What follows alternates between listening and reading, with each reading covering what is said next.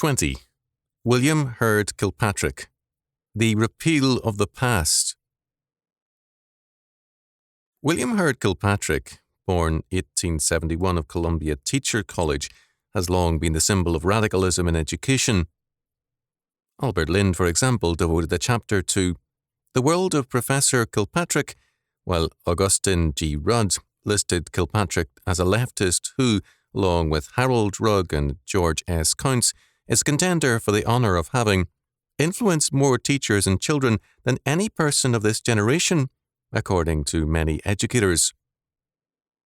Kilpatrick had a part, moreover, in the Pasadena school controversy of 1948.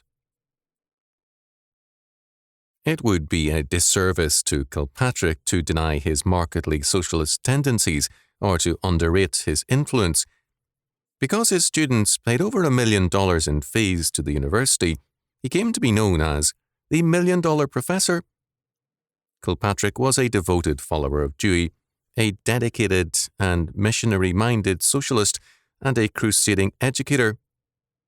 But was Kilpatrick so radically dissimilar to other and ostensibly conservative educators? Was his power with teachers merely in his radicalism, or was it perhaps in a more honest and rigorous application of the basic premises of state-controlled schools and all contemporary educational thinking?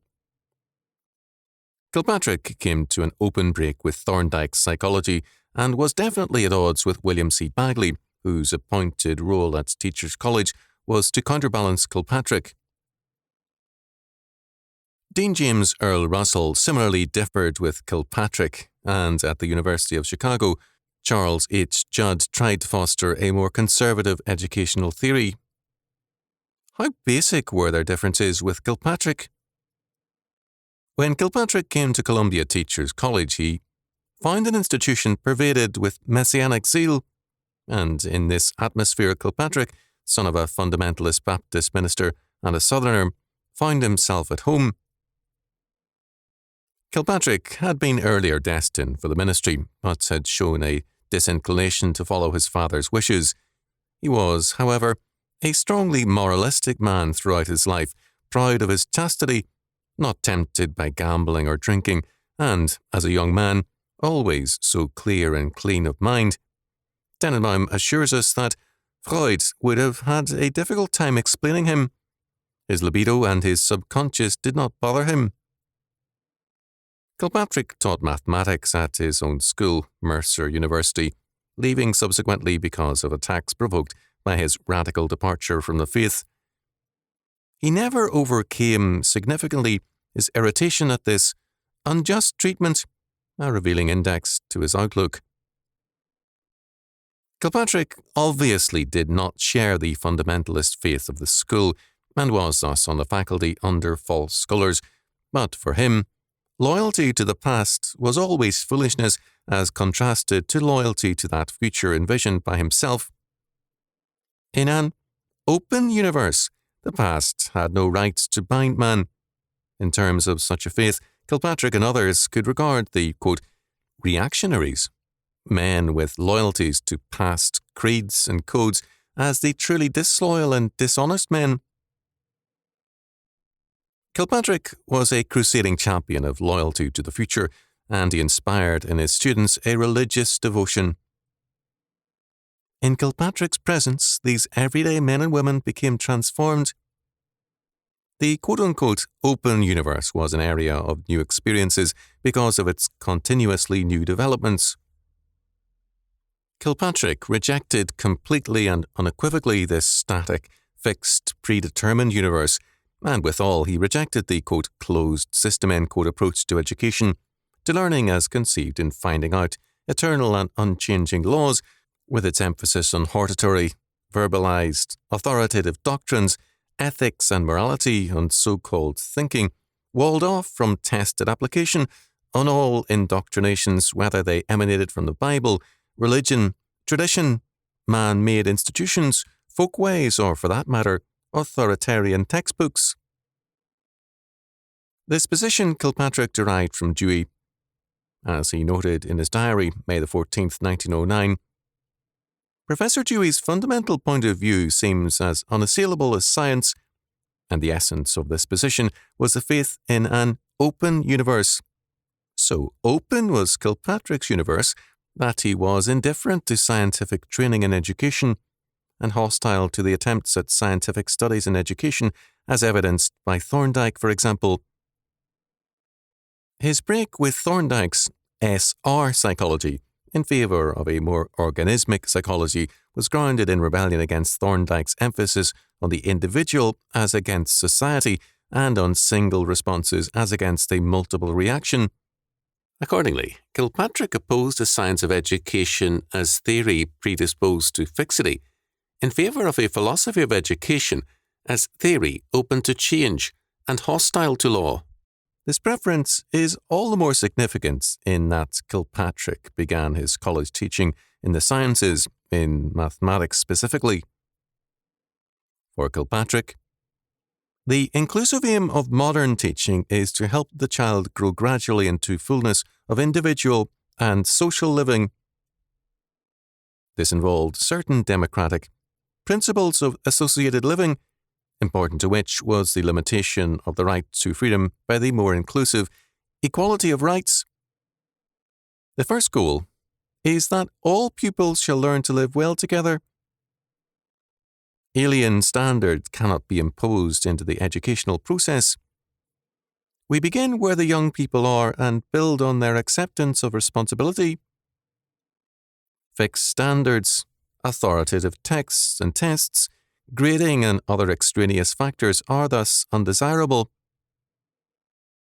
And yet, in spite of this child-centred language, Kilpatrick could not give centrality to the child because his concept of both mind and man was, in terms of the Enlightenment and virtually all modern thought, basically passive. While breaking with Thorndike's SR psychology because of its individualism, Kilpatrick agreed with it in its passivity. Learning was in essence response to stimuli. The challenge came from without, not from man, whose role was response. Not only is learning passive, the environment and world doing the challenging, but that world is also determinative of the self. The social element in the self is inherent and inextricable. Kilpatrick tried to portray the self as active, but the activity was in essence response. This was so true and the self so much social that he could speak casually with the assumption that selfhood was a development of interaction. The child, in his necessary interaction with the surrounding world, is stirred, at first organically, but later, after selfhood is established, by the conscious choice of what promises to answer his want. Kilpatrick could not give too great a scope of freedom and initiative to the individual because for him the priority of society was the starting point of faith.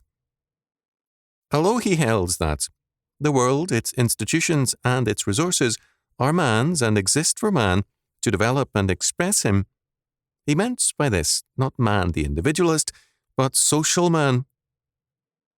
As man comes to be man only in society, so each is to be developed and expressed in such a way as means simultaneously the development and expression of all together, no capable one at the mere expense of others. Here is the essence of Kilpatrick's faith and educational theory. Man comes to be man only in society. Man's nature is social, and the greatest privation in life is exclusion by others, the sense of not being accepted by the group. Hence, integration of diverse racial and intellectual groups is a necessity. No social act is acceptable if it hurts another. The pupils shall increasingly understand that freedom in a democracy is always limited by the requirements of equal regard for others. One is free to act only as his acts help and do not hurt all affected by them. This means, of course, that competitive activity, educationally, socially, or economically, is hurtful and hence wrong. Since men become what they do, the competitive individualist obviously becomes a very bad character. The moral and truly purposeful act is the social act, and since the child is naturally social, if the skillful teacher guides his purposing, we can especially expect that kind of learning we call character building. The child must thus be group-centered rather than God-centered, other-directed rather than inner-directed, and more amenable to guidance than to resistance. After all, as Kilpatrick declared his thesis to be, human personality in any desirable sense is inherently a social product. Notes the qualification, in any desirable sense. Kilpatrick was clearly at war with that man who was not the creature of society, and for him society was in essence the sovereign and democratic state. This meant that the democratic group is the ultimate authority and source of final standards. Appeal cannot be made to tradition, the supernatural and God, or to intellectual absolutes. Conscience itself must bow before the group, the competent others. Either I must appeal to such further competent study as my final authority, or I renounce human effort, or I am insane, but my opinion is finally to be judged by competent others. These facts mean then, in spite of the emphasis of democracy upon the individual and its upholding of freedom of conscience, that I cannot appeal simply to myself to validate finally what I think.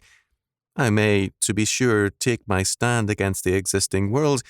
Yes, but even so my appeal, if justifiable, is as always to the competent others. Who made these others competent, Kilpatrick did not say. It was an article of faith. Conscience, however, he saw as a product of culture, and very often no more than customary morality demanding conformity with the status quo. It cannot, at its best, set itself up against the group.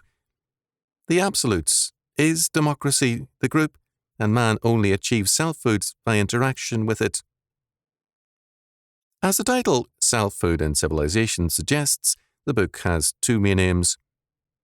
The first is to show how man, in the human sense, is a self-other compound, such that within the resulting self there is a sense of others so inherently embedded that the person can act as others will see and judge him.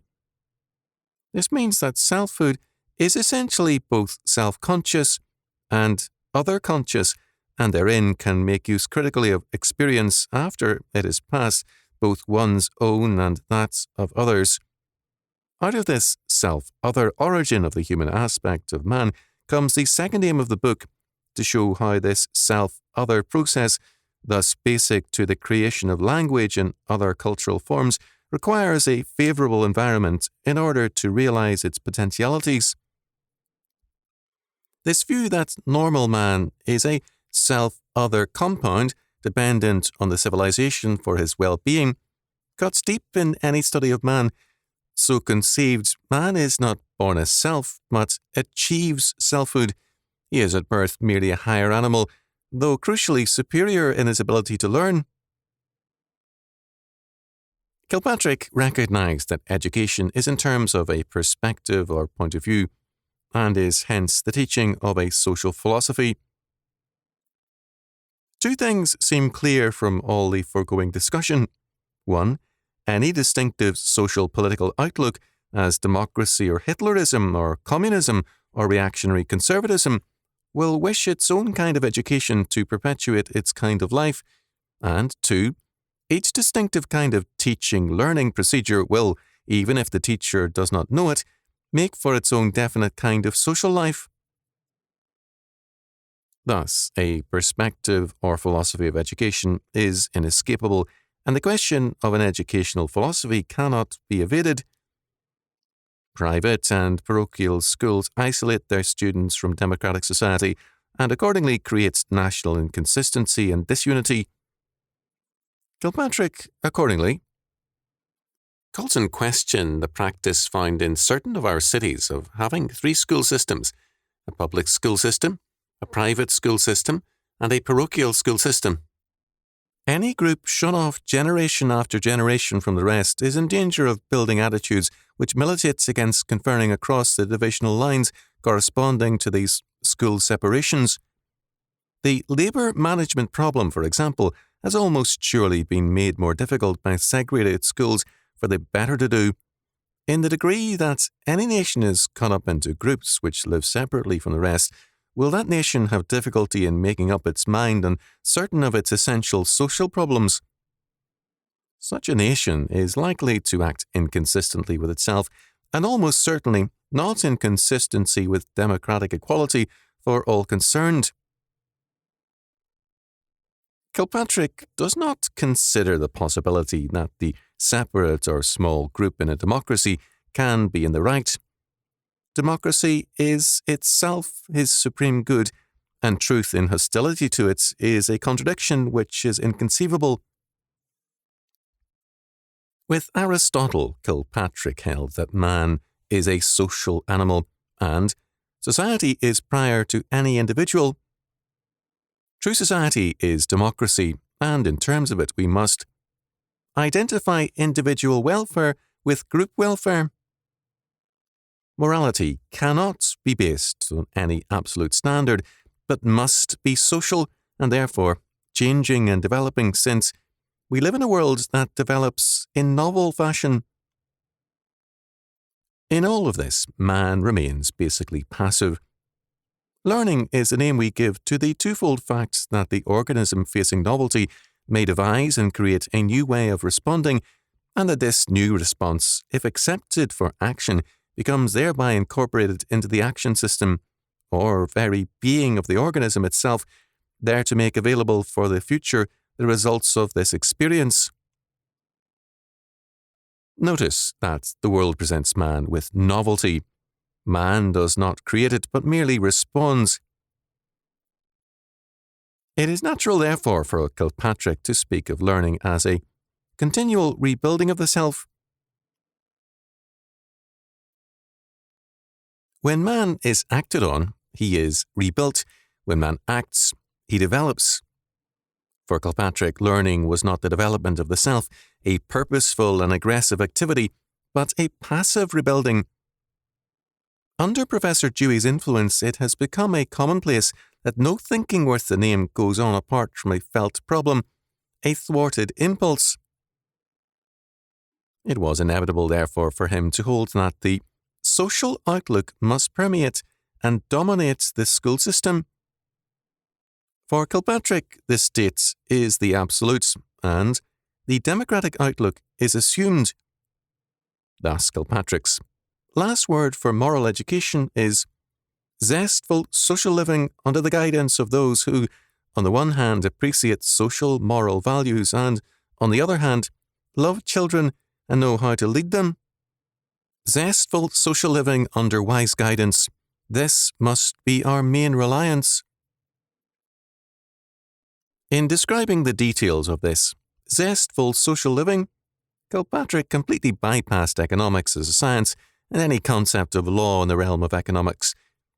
Because he refused to believe in any predestination or absolute, he logically refused to recognize past laws as binding on the future. Man makes his own laws and binds himself thereto, and future laws can create a new economics entirely. There were three very closely related and interrelated aspects to this faith. First, the doctrine of evolution substituted chance and natural selection for the absolute and predestinating decree of God, so that development and evolution mean the priority of future law rather than original and absolute law. Second, the logical concomitant of evolution is an open universe which constantly creates its own future and its own laws. Third, education is the means whereby this evolution can be hastened and man delivered from the dead hand of the past, from the kingdom of necessity, into the kingdom of freedom, to use Marxist terminology. The result is what Ludwig von Mises has called the denial of economics. The presupposition of modern education is the repeal of the past in an evolving and open universe by means of education, and the erection of a future which is beyond good and evil and beyond law. Man makes his future, his world, and his laws. There can be no effective critique of contemporary education until this presupposition is recognized and challenged. And it cannot be challenged by those who hold to the presuppositions of the Enlightenment and modern man. In this respect, Kilpatrick's thought had an inner integrity and consistency lacking in his opponents who sought, for example, to hold to an evolving universe and an absolute law at one and the same time, despite their irreconcilable natures. It is no wonder, therefore, that the new school in education has commanded the day. Having accepted the presuppositions of evolution, the conservative educators have then turned and bid the sun stand still, lest the darkness cover their old world and its laws. History and the past, therefore, have value only insofar as they serve the present. Only that element in history has meaning accordingly, which can be seen as a forerunner of modern institutions and creeds. Thus, Kilpatrick, in his study of the Dutch Schools of New Netherland and Colonial New York, 1912, while careful and thorough in its attention to detail, was not interested in the culture served and fostered by those schools, but in their relation to modern state-controlled education.